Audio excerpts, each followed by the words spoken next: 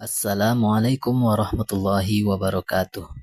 Rekan-rekan sekalian yang berbahagia, pada kesempatan pertemuan pertama ini, kita akan memulai seri perkuliahan pengolahan citra digital. Adapun materi yang akan saya sampaikan pada kesempatan kali ini adalah mengenai pengantar pengolahan citra digital. Baik rekan-rekan sekalian, sebelum kita masuk pada materi inti pengolahan citra digital ini, penting bagi kita untuk mengkonsep apa saja yang akan kita kuasai setelah sesi perkuliahan ini berakhir. Pertama, kita akan mulai dengan memahami konsep dasar dari citra digital itu sendiri. Dan yang lebih penting, kita akan melihat apa perbedaan mendasarnya dengan citra analog, yang mungkin sudah lebih familiar bagi kita. Kemudian, setelah kita tahu apa itu citra digital, kita akan membahas bagaimana sebuah citra itu direpresentasikan di dalam komputer, yaitu sebagai sebuah matriks. Tentu saja, kita akan membahas konsep fundamental yang disebut dengan pixel. Kemudian selanjutnya, kita akan pelajari berbagai macam jenis citra. Ada citra biner yang sederhana, kemudian ada citra grayscale, dan yang paling kaya informasi adalah citra RGB, atau yang biasa kita sebut dengan citra berwarna. Kemudian sebagai penutup, kita akan mempelajari dua konsep teknis yang sangat penting dalam citra, yaitu resolusi spasial dan juga resolusi intensitas. 4 poin inilah yang akan menjadi fokus pembahasan pertemuan pada kesempatan kali ini. Baik, mari kita masuk ke inti bahasan kita. Kita mulai dengan pertanyaan yang paling mendasar. Apa itu citra digital? Secara definisi formal, citra digital adalah representasi visual dari sebuah objek, apapun itu objeknya, yang telah diubah ke dalam bentuk data numerik diskrit sehingga bisa kita olah dan proses dengan menggunakan perangkat seperti komputer misalnya. Nah, agar mudah membayangkan, coba kita ambil contoh. Bayangkan Anda melihat sebuah jeruk yang merupakan objek nyata dengan dimensi 3 dimensi. Kemudian, kita ambil kamera dan kita lakukan pemotretan terhadap jeruk itu. Saat tombol shutter ditekan, objek 3 dimensi tersebut ditangkap, di-capture, dan seketika diubah oleh sensor di dalam kamera menjadi sebuah file yang tersimpan. File itulah yang kita sebut kemudian sebagai citra digital. Isinya bukan lagi jeruk secara 3 dimensi, tapi merupakan data 2 dimensi yang sudah berupa angka-angka atau data numerik. Data numerik inilah yang kemudian akan ditampilkan di layar komputer kita, dan yang paling penting bisa kita olah untuk berbagai macam keperluan. Jadi intinya citra digital itu adalah suatu objek nyata yang sudah kita konversi menjadi data numerik agar nanti kita bisa olah, kita bisa proses lebih lanjut dengan menggunakan perangkat komputer. Baik, kita sudah tahu apa itu citra digital, yaitu objek nyata yang sudah diubah menjadi angka. Sekarang, pertanyaan selanjutnya adalah bagaimana angka-angka itu bisa tercipta? Mari kita lihat alur proses pembentukan citra digital ini. Kita masih menggunakan ilustrasi yang sama dengan gambar sebuah jeruk yang ada pada slide sebelumnya. Secara umum, ada 3 langkah utama yang harus dilalui atau dilakukan oleh suatu objek sehingga ia bisa menjadi berupa file digital pada komputer kita. Langkah pertama yang dilakukan adalah proses akuisisi citra. Proses ini adalah fase yang paling pertama, yaitu proses pengambilan gambar objek menggunakan perangkat sensor. Adapun sensor bisa berupa kamera, scanner, atau alat lain yang berfungsi sama. Pada tahap ini, objek 3 dimensi diubah menjadi sinyal analog 2 dimensi. Kemudian, langkah kedua adalah proses sampling. Sinyal analog yang kontinu tadi kita potong-potong menjadi nilai diskrit atau kita petakan berdasarkan posisi spasialnya. Bayangkan kita membuat kotak-kotak kecil, kemudian kita tumpuk di atas sinyal itu, dan hasil dari proses sampling inilah yang menghasilkan elemen terkecil citra, yaitu pixel. Dan langkah terakhir adalah proses kuantisasi. Setelah kita punya kotak-kotak yang kita definisikan tadi, setiap kotak harus diberi nilai intensitas atau kecerahan. Maka proses kuantisasi ini adalah saat kita memberi nilai numerik pada setiap pikselnya. Misalkan dari skala 0 sampai 255. Melalui urutan 3 tahap inilah, yaitu akuisisi, sampling, dan kuantisasi, maka kita berhasil mendapatkan sebuah citra digital yang siap untuk diproses dan diolah lebih lanjut menggunakan komputer kita. Oke, cukup mudah untuk dipahami bukan? Baik, kalau kita sudah memahami apa itu citra digital, berarti kita juga harus membahas saudaranya, yaitu citra analog. Oke, sekarang mari kita bandingkan apa perbedaannya. Bisa kita lihat dari 5 aspek utama. Yang pertama, dari segi representasi atau wujudnya. Citra analog bersifat kontinu, artinya datanya terus-menerus ada, tidak terputus. Bisa kita contohkan sebagai foto dalam bentuk tercetak. Adapun citra digital bersifat diskrit. Ia tersusun dari potongan-potongan kecil, yaitu pixel. Kemudian aspek yang kedua, kita lihat dari segi pengolahan. Mengolah citra analog itu cukup sulit. Artinya kita harus memerlukan beberapa proses kimia yang cukup rumit di dalam ruang gelap dan berbagai proses yang harus dilakukan beberapa tahap sehingga dapat menghasilkan foto yang tercetak. Sebaliknya, untuk citra digital ini sangat mudah untuk diolah. Hanya dengan menggunakan proses di dalam komputer, kita bisa mengubah warna, kontras, dan beberapa proses untuk memanipulasi gambar menjadi bentuk yang lain. Kemudian aspek yang ketiga adalah media penyimpanan. Citra analog sangat jelas perlu menggunakan media fisik yang memakan tempat, seperti misalnya foto tercetak atau film negatif, yang artinya membutuhkan ruang yang cukup besar. Sementara untuk citra digital, penyimpanannya cukup dalam bentuk file yang bisa disimpan di storage, di komputer, atau bisa juga disimpan di dalam fasilitas cloud. Nah, yang paling menarik dan penting adalah poin yang keempat, yaitu kualitas. Citra analog itu punya masalah dengan penurunan kualitas, yaitu degradasi.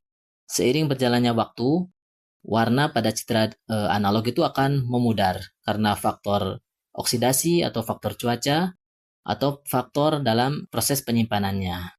Artinya kertas foto bisa rusak, kualitasnya menurun. Sebaliknya untuk citra digital, kualitasnya tidak akan menurun seiring dengan perubahan waktu, asalkan filenya tetap dijaga utuh.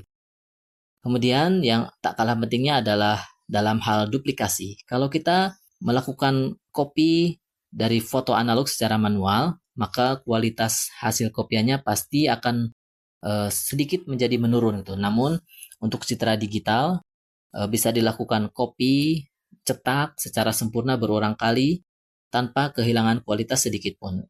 Maka inilah kekuatan utama dari dunia digital yang membuat kita beralih dari teknologi analog menjadi teknologi digital. Oke, sampai di sini cukup jelas ya perbandingan antara citra analog dan citra digital. Baik, sekarang kita beralih ke bagian yang tidak kalah pentingnya, yaitu aplikasi praktis dari pengolahan citra digital. Mengapa kita perlu mempelajari ini? Karena ternyata teknologi ini sudah sangat melekat dalam berbagai aspek kehidupan kita. Oke, mari kita lihat aplikasi pengolahan citra digital pada beberapa bidang. Yang pertama adalah bidang medis. Di rumah sakit, teknologi ini bekerja di balik layar, yaitu pada citra hasil CT scan, MRI, atau X-ray. Coba perhatikan pada gambar yang ada di slide. Dengan pengolahan citra digital, kita bisa mengembangkan algoritma yang secara otomatis dapat membantu dokter dalam mendeteksi anomali, misalnya mendeteksi potensi kanker. Pada kasus ini adalah kanker paru-paru. Algoritma akan menandai daerah dengan intensitas atau pola bentuk yang mencurigakan. Artinya dengan algoritma ini, dokter akan dibantu dalam proses diagnosis sehingga hasilnya menjadi lebih cepat dan akurat. Kedua, di bidang penginderaan jauh atau remote sensing, ini adalah aplikasi dalam skala yang cukup besar. Kita menggunakan pengolahan citra digital untuk mengolah citra satelit dari luar angkasa. Tujuannya apa?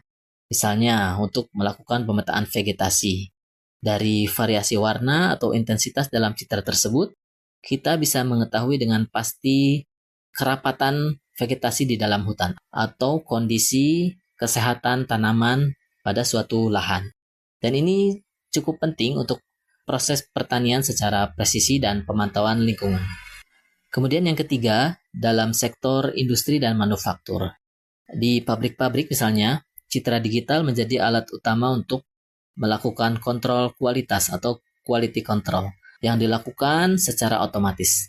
Contohnya, misalnya pada proses inspeksi mur pada gambar yang saya contohkan, alih-alih menggunakan mata manusia yang rawan lelah dan error, pemrosesan citra digital bisa secara otomatis atau instan dalam melakukan pemeriksaan apakah produk mur ini berstatus oke karena hasil cetakannya mulus atau not good gitu karena ada cacat produksi. Maka proses ini sangat meningkatkan efisiensi dan konsistensi dalam proses produksi. Jadi cukup jelas bahwa pengolahan citra digital ini bukan hanya teori semata, tapi bisa menjadi suatu tools yang vital dalam proses diagnosis medis, pemantauan lahan, dan proses manufaktur modern di dunia industri. Baik, kita lanjutkan pembahasan kita pada aplikasi pengolahan citra digital. Di sini ada contoh aplikasi pengolahan citra digital di bidang keamanan. Pengolahan citra adalah suatu sistem utama dalam pengenalan sidik jari. Untuk bisa mengidentifikasi seseorang, sistem harus melalui serangkaian fungsi pemrosesan citra. Misalnya dari mulai proses segmentasi, yaitu memisahkan sidik jari dari latar belakang. Kemudian ada proses thinning atau erosion, yaitu menipiskan garis-garis sidik jari sehingga akhirnya bisa dijadikan input ke dalam sistem pattern recognition, yaitu proses membaca dan mencocokkan pola unik dari sidik jari tersebut dengan data identitas. Semua ini bekerja dengan proses pengolahan citra. Kemudian, aplikasi lainnya adalah di bidang dokumentasi dan otomasi data. Contoh yang sangat kita kenal adalah teknologi OCR atau Optical Character Recognition. Seperti pada contoh yang ditampilkan pada slide, teknologi ini mampu membaca nomor kendaraan secara otomatis, yaitu dengan cara mengambil citra dari plat nomor suatu kendaraan, kemudian memprosesnya, mengubah menjadi pola piksel tertentu sehingga dapat dikenali sebagai teks. Kemudian data tersebut disimpan atau digunakan untuk keperluan misalnya seperti tilang. Dan proses ini sangat efisien dibandingkan dengan pencatatan atau pemeriksaan secara manual. Dan yang terakhir adalah dalam dunia industri hiburan. Dan ini yang paling sering kita gunakan sehari-hari. Contohnya adalah foto editing profesional atau filter-filter yang digunakan dalam media sosial kita. Pengolahan citra digital berperan fundamental dalam meningkatkan kualitas citra, membuat foto menjadi lebih jernih, lebih tajam, atau mengubah tampilannya secara dramatis. Jadi dari hal keamanan, identitas, hingga hiburan kita sehari-hari, kita bisa melihat bahwa betapa luas peran ilmu dari pengolahan citra digital ini. Dan perlu diingat juga, beberapa contoh yang tadi saya sampaikan ini adalah bagian kecil, sedangkan di luar sana masih banyak aplikasi menarik yang terkait dengan proses pengolahan citra digital. Baik, rekan-rekan sekalian, setelah melihat aplikasinya, mari kita kembali ke pembahasan dasar. Sekarang, kita akan membahas konsep yang sangat fundamental dalam pengolahan citra, yaitu bagaimanakah citra digital ini disimpan atau direpresentasikan di dalam memori komputer. Jawabannya adalah citra digital direpresentasikan sebagai sebuah matriks. Kita ingat kembali pelajaran matematika tentang matriks. Secara matematis, kita bisa menyatakan citra ini sebagai fungsi f dari x, y, di mana variabel x menunjukkan posisi piksel pada kolom atau lebar citra, dan variabel y menunjukkan posisi piksel pada baris atau tinggi citra. Sehingga fungsi f dari x, y adalah nilai intensitas atau nilai kecerahan pada koordinat piksel tertentu.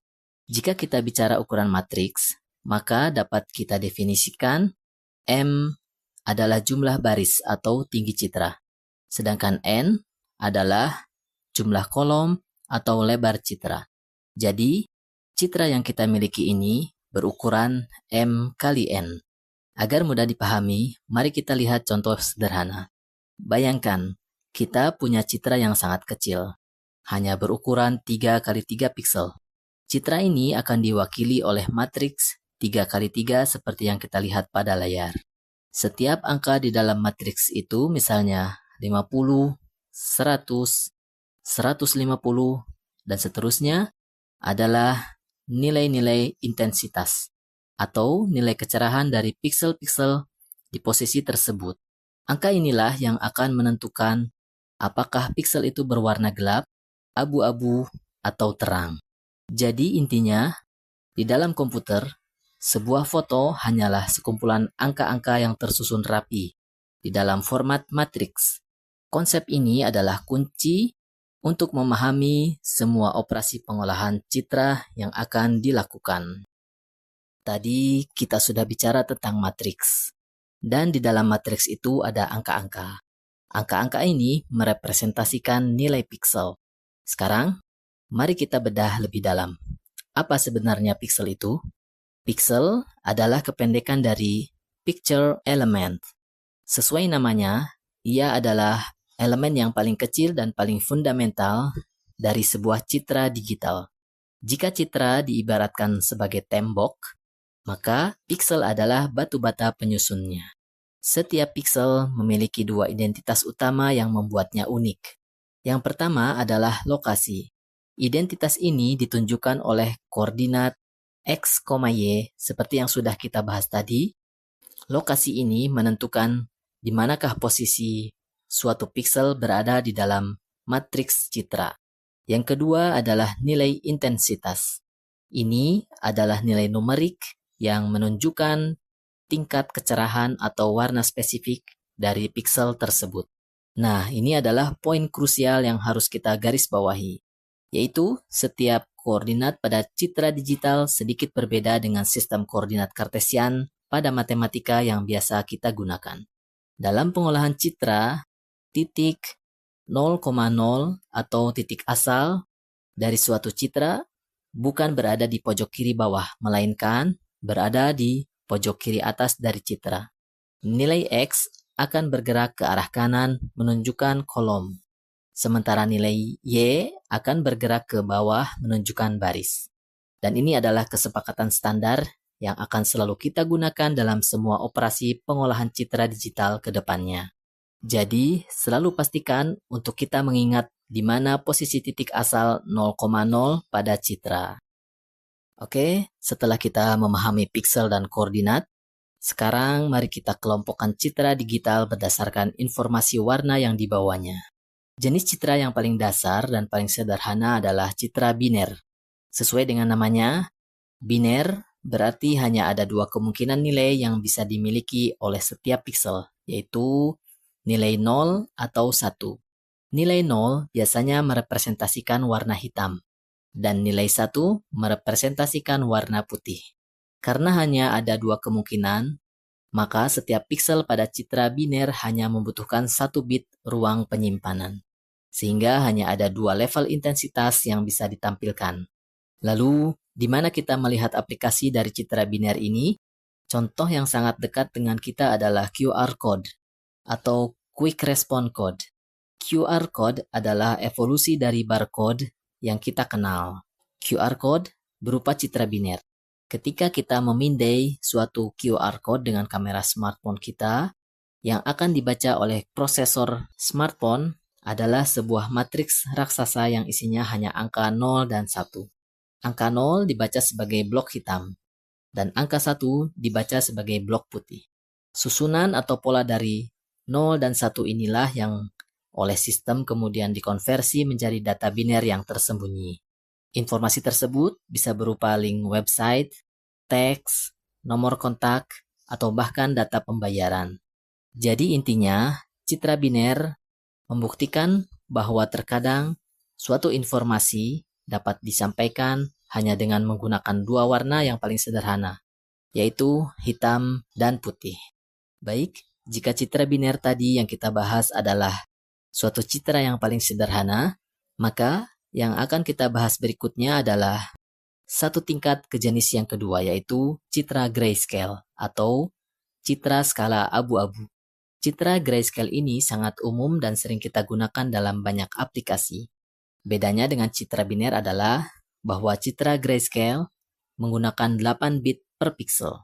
Kita masih ingat konsep 2 pangkat n, yaitu dengan 8 bit, kita dapat mendapatkan total data 2 pangkat 8, yaitu sebanyak 256 level intensitas atau level kecerahan.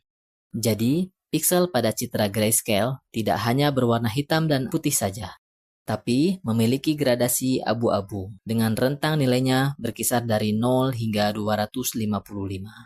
Nilai 0 akan merepresentasikan warna hitam yang sempurna atau paling gelap, dan nilai 255 merepresentasikan warna putih yang paling sempurna atau paling terang.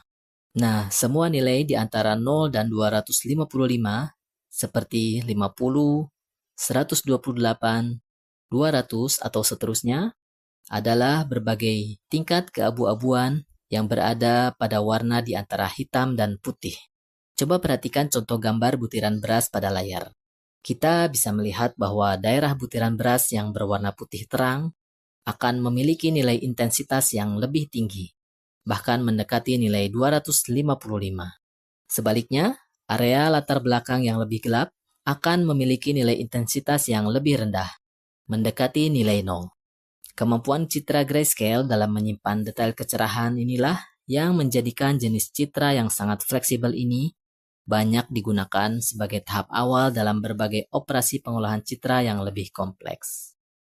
Kemudian kita sampai pada jenis citra yang paling kaya, yang paling sering kita nikmati di layar smartphone kita atau layar televisi kita, yaitu citra RGB atau yang kita sebut dengan citra berwarna. Berbeda dengan citra biner yang hanya punya informasi 1 bit ataupun citra grayscale yang hanya punya informasi 8 bit, citra berwarna ini bekerja dengan menggunakan 3 channel warna sekaligus, yaitu channel merah atau red, channel hijau atau green, dan channel biru atau blue. Untuk menghasilkan warna yang lengkap, setiap pixel membutuhkan total sebanyak 24 bit, yaitu 8 bit untuk channel merah, 8 bit untuk channel hijau, dan 8 bit untuk channel biru. Coba kita hitung potensi warnanya. Karena setiap channel punya 256 level atau 8 bit, maka total kombinasinya adalah 8 pangkat 3 warna yang menghasilkan lebih dari 16,7 juta kombinasi warna yang berbeda-beda. Inilah yang membuat citra ini disebut citra full color atau citra berwarna. Secara representasi di komputer, citra RGB ini bukan lagi matriks M kali N yang biasa. Namun, citra RGB ini adalah tumpukan matriks, sehingga ukuran matriksnya menjadi M kali N kali 3 channel. Bayangkan ada 3 layer matriks yang saling bertumpuk. Layer pertama menyimpan informasi intensitas untuk warna merah, layer kedua menyimpan informasi intensitas untuk warna hijau, dan layer ketiga menyimpan informasi intensitas untuk warna biru. Nah, warna final yang kita lihat di layar adalah hasil kombinasi dari nilai-nilai intensitas di ketiga layer matriks ini.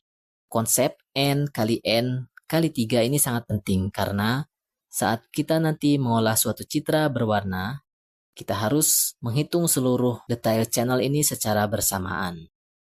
Sekarang kita akan bahas 2 konsep terakhir yang sama-sama penting dalam materi hari ini, yaitu mengenai resolusi citra. Kita mulai dengan resolusi spasial. Apa itu resolusi spasial? Sederhananya, resolusi spasial adalah jumlah total pixel yang menyusun suatu citra. Resolusi ini biasanya kita nyatakan dalam format lebar dikalikan dengan tinggi atau kolom kali baris. Berikut ini adalah beberapa contoh dari istilah ukuran resolusi spasial yang sudah kita kenal. Yang pertama, ada citra Full HD. Citra ini memiliki resolusi spasial 1920 kali 1080 piksel. Kemudian ada citra HD yang memiliki resolusi spasial 1280 kali 720 piksel. Dan ada juga citra standar lama seperti VGA yang memiliki resolusi spasial 640 kali 480 piksel. Semua angka tersebut menunjukkan kerapatan piksel dari suatu citra. Kita bisa lihat contoh visual jeruk yang saya tampilkan pada layar. Kita lihat pada citra jeruk yang paling kiri. Citra ini memiliki resolusi spasial 756 kali 695 piksel. Berdasarkan citra tersebut, bisa kita perhatikan bahwa detail kulit, tekstur, dan bentuknya terlihat sangat jelas. Sekarang, coba bandingkan dengan citra yang berada di bagian tengah. Gambar jeruk atau citra jeruk ini memiliki resolusi spasial 60 kali 55 piksel. Dibandingkan dengan citra yang pertama, citra bagian tengah ini tampak lebih buram. Dengan detail tekstur pada kulit jeruk terlihat kurang begitu jelas. Kemudian, kita lihat citra yang berada di bagian paling sisi kanan. Citra ini memiliki resolusi spasial yang paling rendah, yaitu 30 kali 28 piksel. Pada citra ini terlihat warna sangat buram dibandingkan dengan dua citra sebelumnya. Bahkan, warna dari gambar jeruk ini terlihat pecah-pecah. Dengan memperhatikan contoh tersebut, membuktikan bahwa jumlah piksel adalah penentu utama seberapa banyak informasi spasial atau detail bentuk yang bisa kita tangkap dari sebuah citra. Maka, bisa dikatakan bahwa prinsip resolusi spasial adalah semakin tinggi resolusi spasial sebuah citra, citra tersebut akan semakin detail dan semakin tajam. Jika resolusi spasial tadi berbicara tentang jumlah piksel, konsep yang kedua adalah resolusi intensitas, yang juga sering kita sebut dengan istilah bit depth. Resolusi intensitas ini merujuk pada seberapa banyak jumlah bit yang dialokasikan untuk menyimpan informasi nilai kecerahan atau warna pada setiap satu piksel. Ini menunjukkan seberapa kaya palet warna yang bisa dihasilkan dari suatu citra. Mari kita review dan perhatikan kembali contoh yang sudah kita bahas sebelumnya yang saya tampilkan dalam gambar berikut ini. Yang pertama adalah citra biner. Sebagaimana sudah kita ketahui bahwa citra biner hanya butuh 1 bit informasi pada setiap pikselnya. Artinya, ia hanya mampu menghasilkan sebanyak 2/1 atau 2 level intensitas warna. Sehingga pada gambar jeruk yang berada paling kiri terlihat sebagai warna hitam dan putih saja. Kemudian citra grayscale. Citra ini menggunakan informasi sebanyak 8 bit per piksel. Sehingga intensitas yang dihasilkan adalah sebanyak 256 level warna gradasi abu-abu.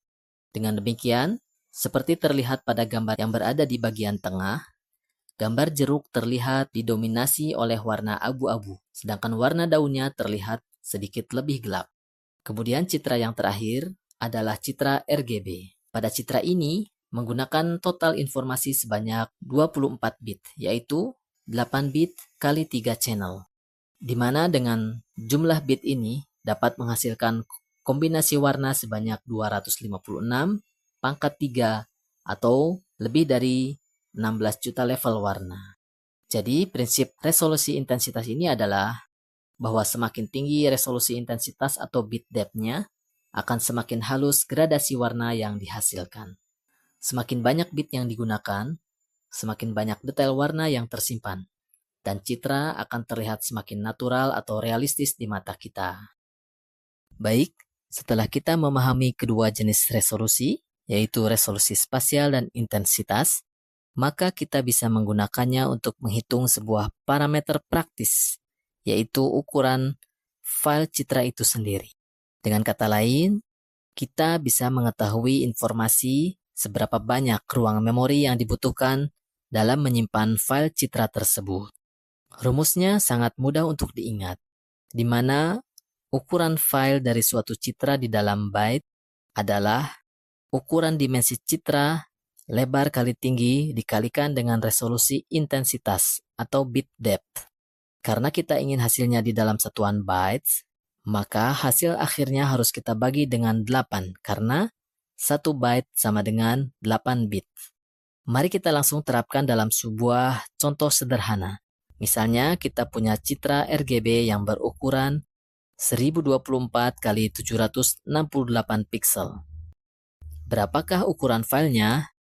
Langkah pertama adalah dengan menghitung bit depth. Karena citra ini adalah citra RGB, berarti memiliki warna sebanyak 24 bit atau 8 bit kali 3 channel setiap pixelnya. Kemudian kita masukkan ke dalam rumus, kita kalikan lebar dengan tingginya, yaitu 1024 dikali 768. Kemudian, kita kalikan juga dengan banyak bit depth-nya, yaitu 24 bit. Hasil akhirnya kita konversi ke dalam byte, di mana hasil perkalian tersebut, yaitu sekitar 18,8 juta bit, kita bagi dengan angka 8. Kita akan mendapatkan hasil sekitar 2,25 megabytes. Angka 2,25 megabyte ini adalah ukuran mentah atau ukuran file citra dalam kondisi sebelum dilakukan proses kompresi. Misalnya seperti yang kita kenal, ada kompresi JPEG atau PNG dan lain sebagainya. Pembahasan tentang bagaimana kompresi itu bekerja akan kita coba bahas pada sesi atau pertemuan yang lain. Namun pada intinya, sekarang kita menjadi tahu bahwa ukuran sebuah citra digital ini sangat dipengaruhi oleh seberapa banyak pixel yang menyusun citra tersebut dan juga seberapa kaya warna yang digunakan. Baik, akhirnya kita sudah tiba di akhir sesi perkuliahan untuk pertemuan pertama ini. Dan sebagai penutup, mari kita tarik garis besar dan kita coba rangkum apa saja konsep fundamental yang telah kita pelajari pada kesempatan kali ini.